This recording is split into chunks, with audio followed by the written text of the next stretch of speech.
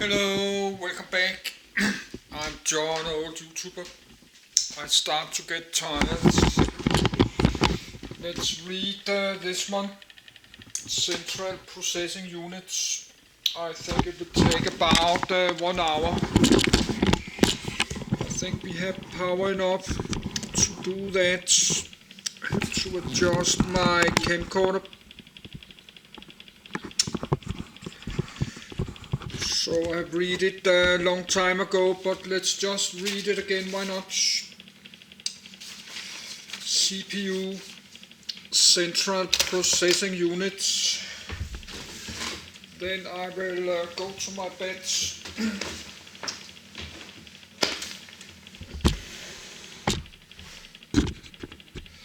So I have it on my read list. But I read many. I did read it like last year, but that's like 10 months ago.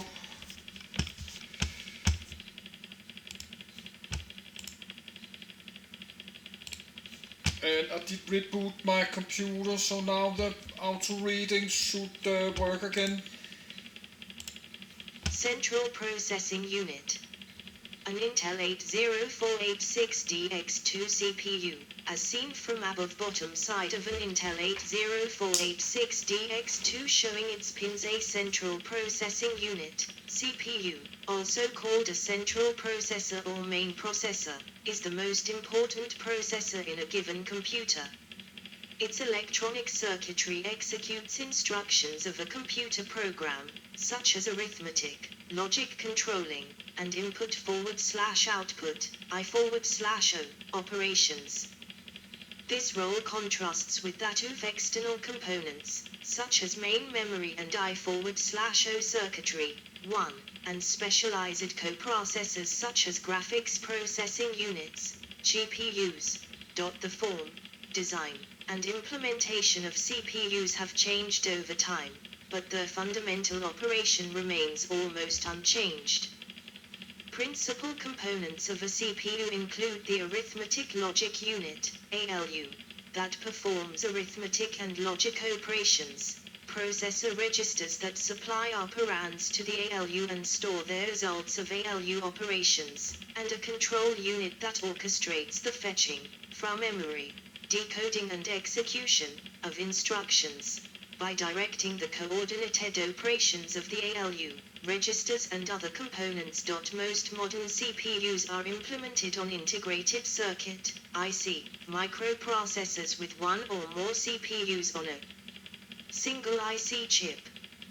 Microprocessor chips with multiple cores are multi-core processors. The individual physical CPUs, processor cores, can also be multi-threaded to create additional virtual or logical CPUs. 2. An IC that contains a CPU may also contain memory, peripheral interfaces, and other components of a computer. Such integrated devices are variously called microcontrollers or systems on a chip, SoC. Array processors or vector processors have multiple processors that operate in parallel, with no unit considered central. Virtual CPUs are an abstraction of dynamical aggregated computational resources. 3. History. EDVAC, one of the first stored program computers. Early computers such as the ENIAC had to be physically rewired to perform different tasks, which caused these machines to be called fixed program computers. 4. The Central Processing Unit term has been in use since as early as 1955. 5. 6. Since the term CPU is generally defined as a device for software, computer program, execution, the earliest devices that could rightly be called CPUs came with the advent of the stored program computer.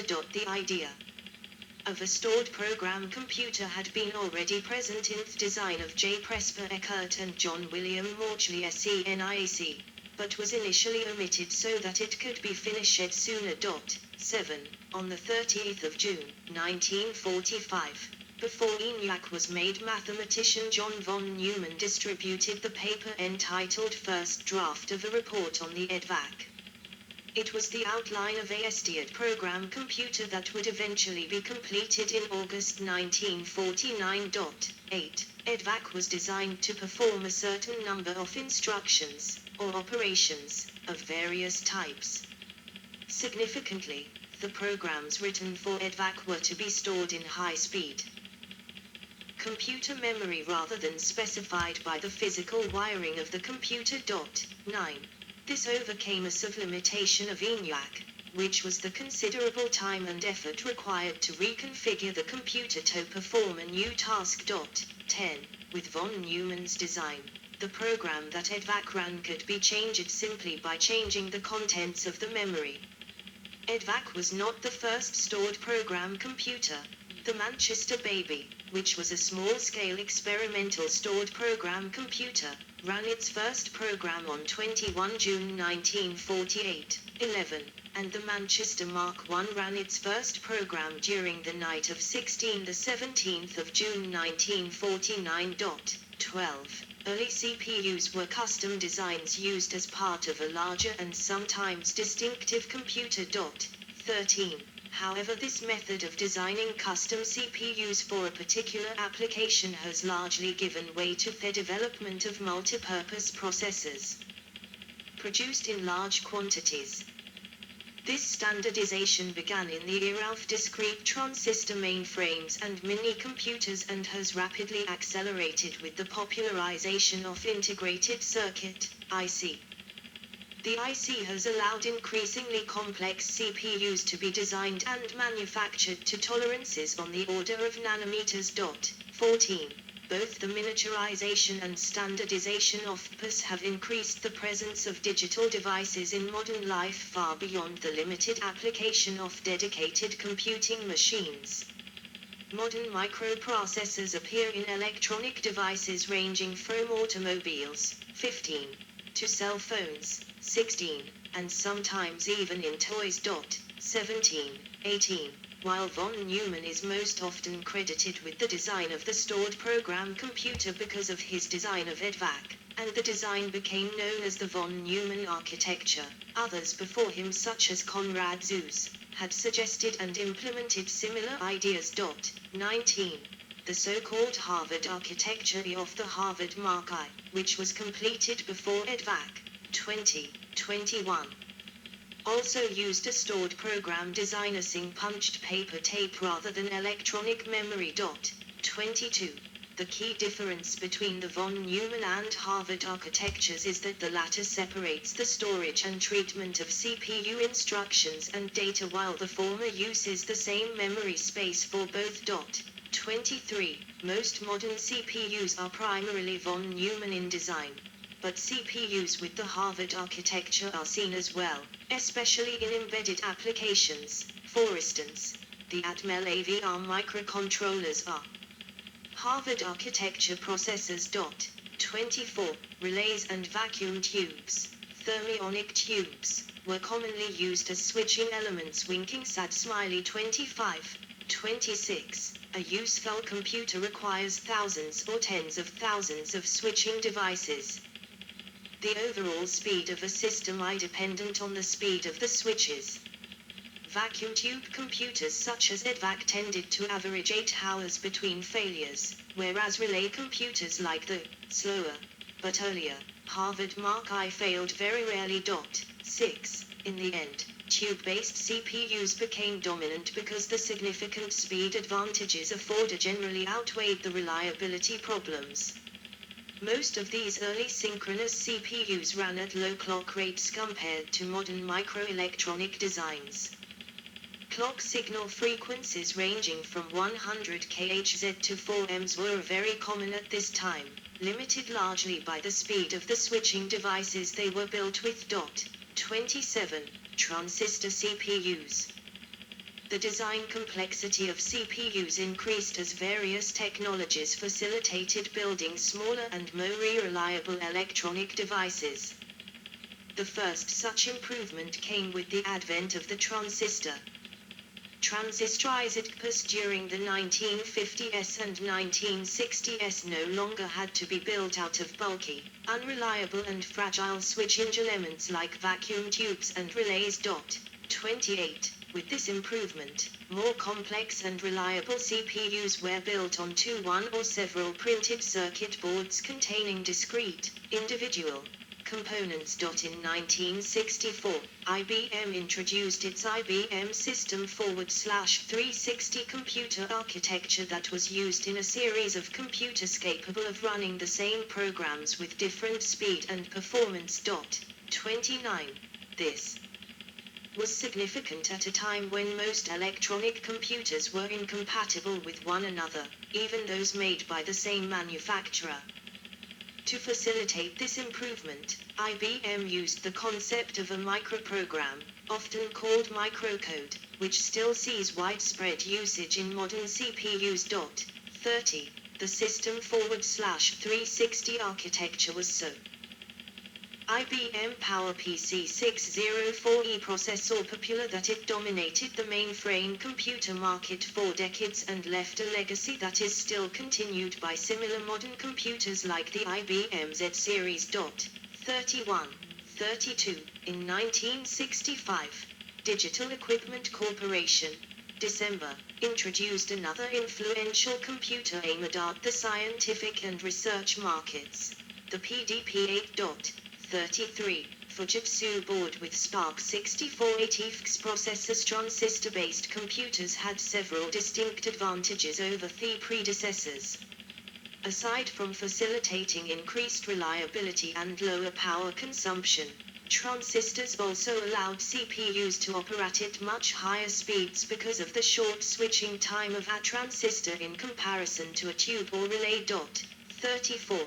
The increased reliability and dramatically increased speed of the switch-hinge elements, which were almost exclusively transistors by this time. CPU clock rates in the tens of megahertz were easily obtained during this period.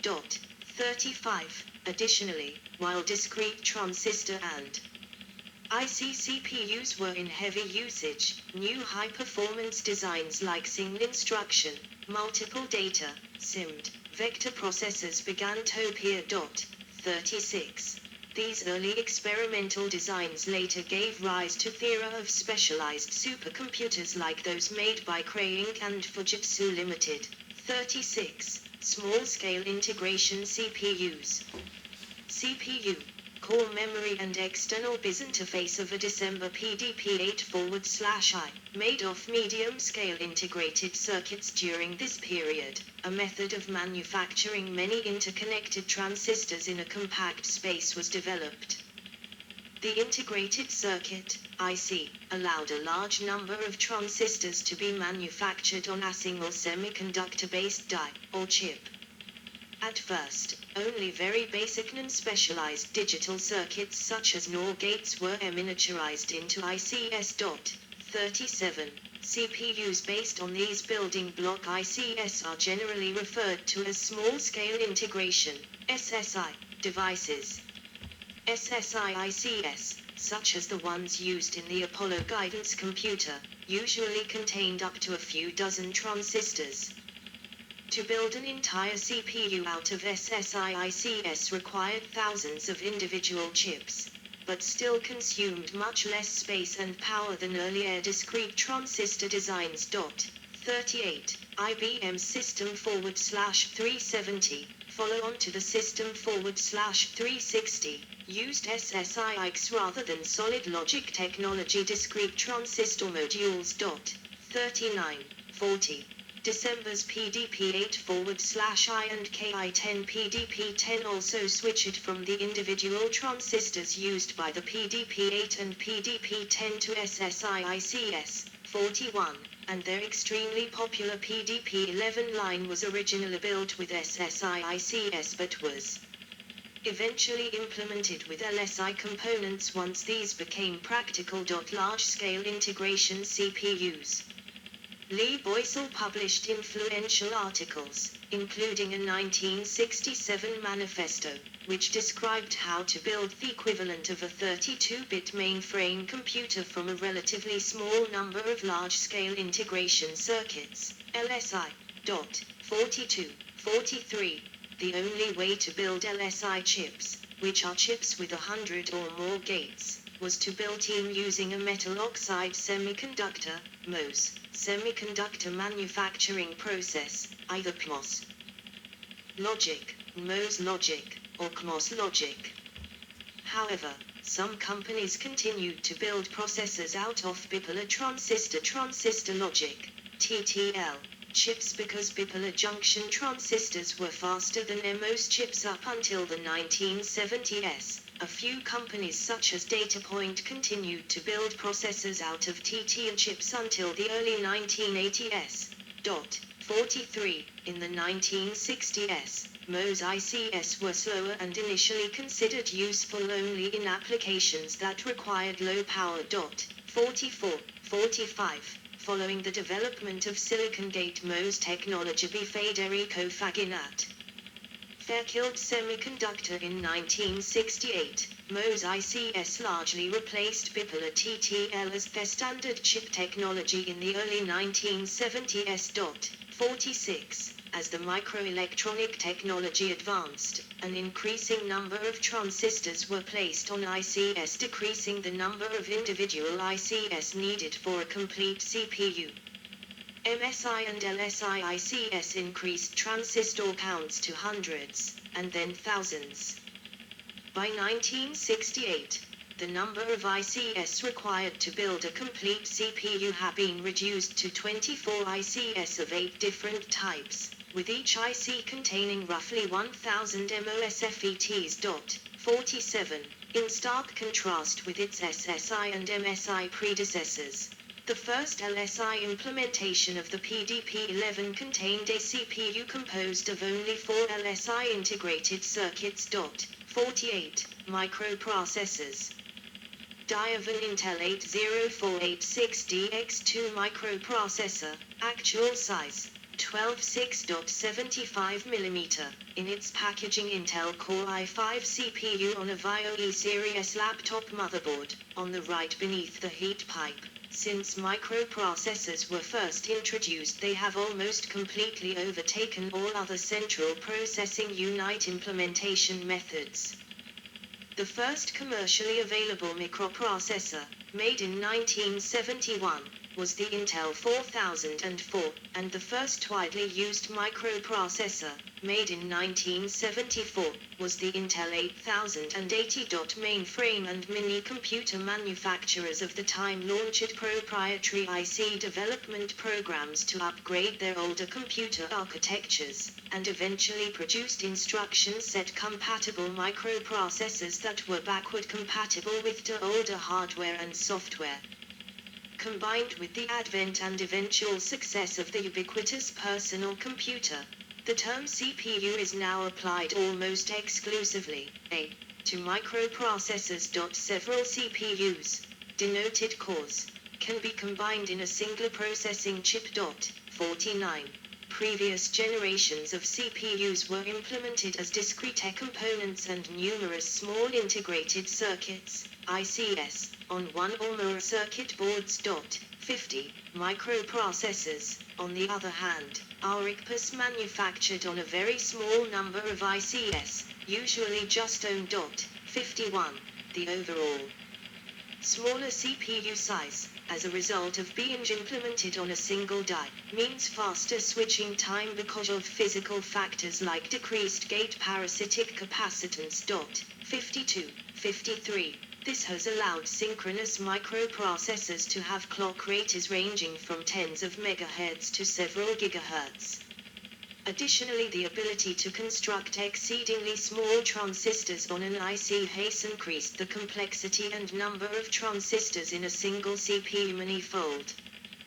This widely observed trend is described by Moore's law, which had proven to be a fairly accurate predictor of the growth of CPU and other IC complexity until 2016. 54, 55. While the complexity, size, construction and general form of CPUs have changed enormously since 1950-56, the basic design and function has not changed much at all. Almost all common CPUs today can be very accurately described as von Neumann stored program machines. 57b, as Moore's law no longer holds, concerns have arisen about the limits of integrated circuit transistor technology. Extreme miniaturization of electronic gates is causing the effects of